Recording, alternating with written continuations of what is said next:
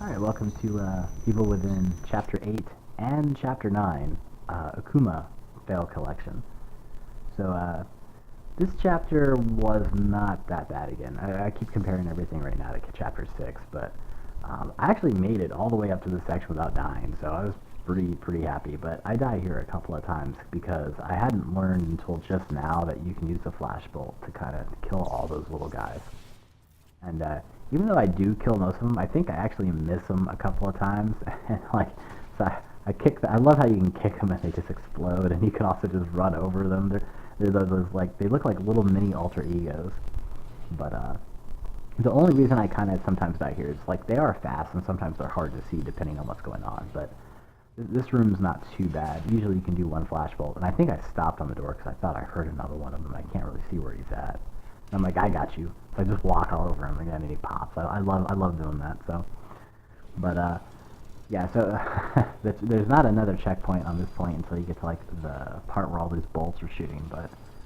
And I hate how long these doors take to open sometimes, especially when there's nothing in the room. It's kind of like it just feels like a waste of time. But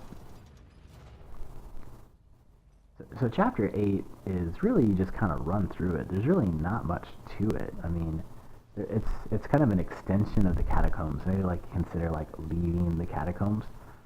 But there's a couple of rooms with little guys. The very beginning has a bunch of alter egos, and you've got to kill them because you have another one of those damn doors where you got to do the crank. But I don't know how I got through that. I was pretty low on ammo, I think, when I finished that up. I got like one round and everything, and I have to make bolts now.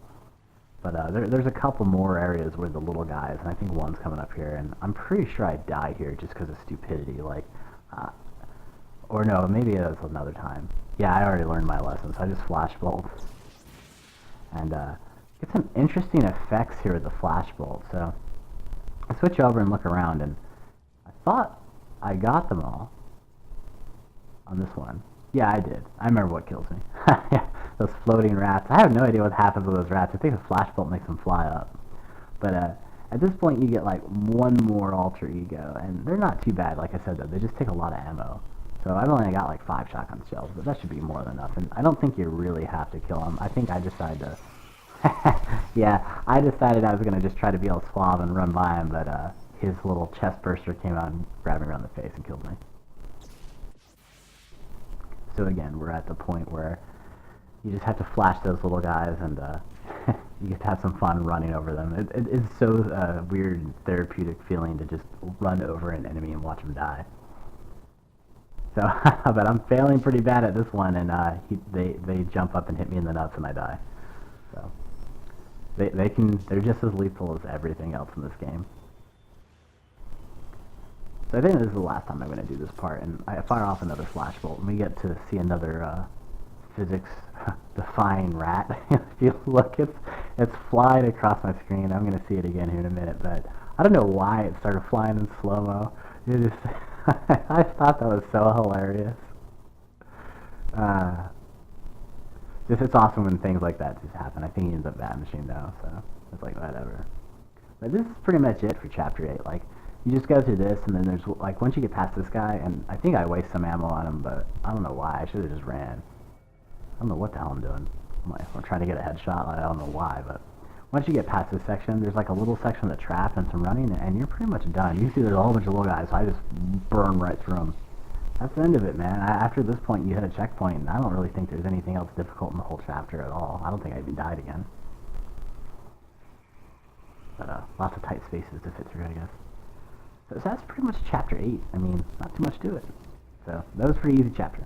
So now we go to Chapter 9, and Chapter 9's not hard, but it's a really cool chapter. Like, this house reminds me of Resident Evil because of the kind of the layout. But you've got different sides to go to, and you have to do all these puzzles to unlock the main door and stuff, so it's pretty cool. So here's my first major fail, though. Yeah, so this looks like a classic stealth kill. But he turns around at the last second, so I have to haul ass back. And, ooh, that was a pretty good dodge of that. So I decided not to waste shotgun ammo. I'm trying to use my pistol. This stage can get kind of tense because there's a lot of doors to go through, and like I'm deciding at this point I think I'm going to try to use this furniture, but it's not going to help much. They're like way too fast. Like I get a shot in, but they're already coming around the furniture, so I'm like I have to haul ass and run. And one of the great things about the stage is, when in doubt, use that staircase. So this is a point I should have had him, and I realized I'm out of matches. So I'm kind of in deep shit at this point. And, like, not having matches, I don't know what the hell I'm doing. I think another guy just ran in the room too. So I'm kind of low on ammo, and I have no matches, so I don't even know why I'm using the pistol, but you can kite people on the stairs pretty well.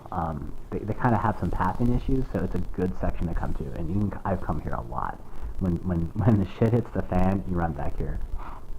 There's some other cool things about the stage, like there's another mechanic that makes the stage really, really tense.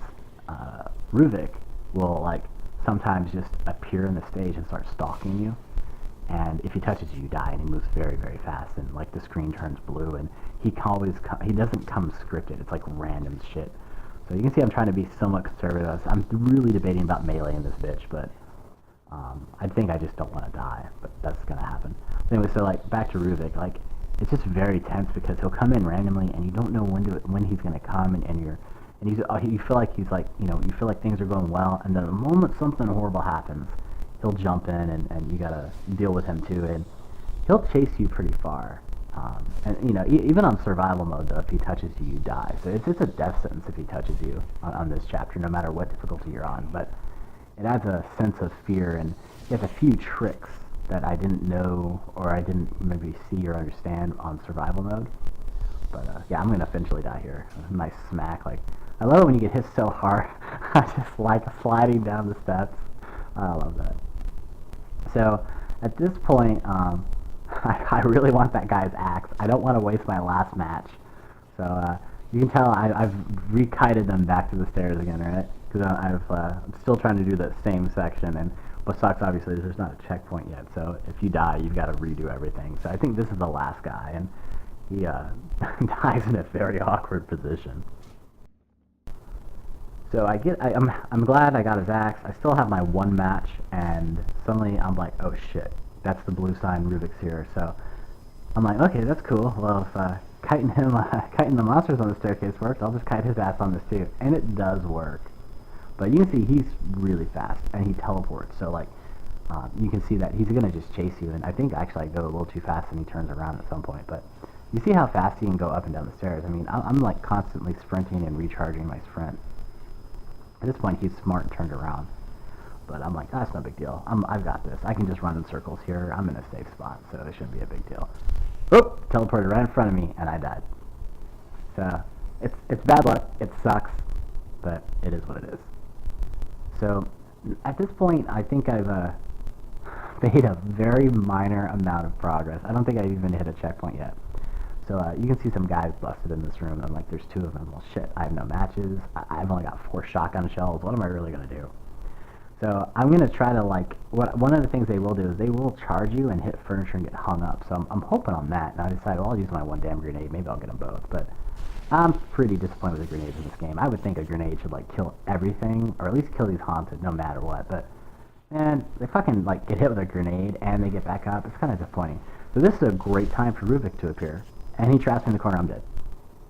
Just instant fucking instantaneously. It's a very tense chapter because of kind of shit like that. But it's a really cool mechanic.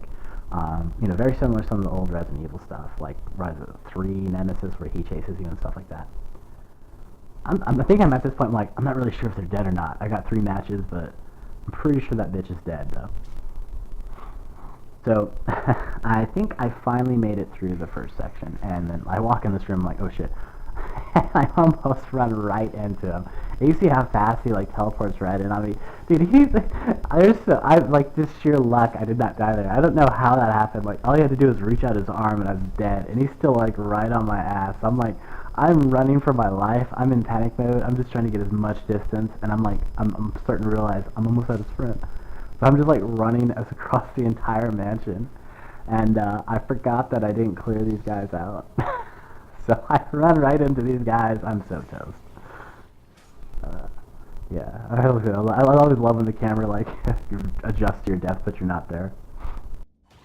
Because it's like you got hit so hard. Oh yeah, this trap is so cool. You can see this a lot in the game demos. I'm failing so bad. Last possible second, like, I hit it and saved my ass. I love that. So here's the last section of the chapter. Like, you make it out of the house and into this barn, and like there's this like red mist thing that you've seen before. It actually is summoning guys that you've got to fight, and there's gonna be a lot of fucking guys in here. And also, if the red mist, like, it'll move around the room a little bit, and if it touches you, you die, just like every fucking thing else in this game on this difficulty. But there's also not a lot of room to run, because you can like run to the fire and die. As you see, I almost got killed right there. So that was like the flash bolt that saved my life so hard, man. And I don't know what I'm doing. I think I'm just trying to figure out, like, am I even going to make it? Oh, I was getting distance to put an explosive bolt. Yeah, I love doing that. So, really, you just got to kind of, like, circle the room and try to control them. I should be spending more time killing them right now than I am, but... So, you can see that he's going to keep summoning guys. That was a lucky... Oh, my God, wow. I can't believe I didn't die there either, but... You just got to hold out and take down the guys that he summons. You can't damage him that I know of. So all you do is just stay alive as long as you can. And that's the end of chapter 9. Not too bad. Really fun chapter. And that Rubik stuff is pretty tense. But see you for chapter 10. Thanks.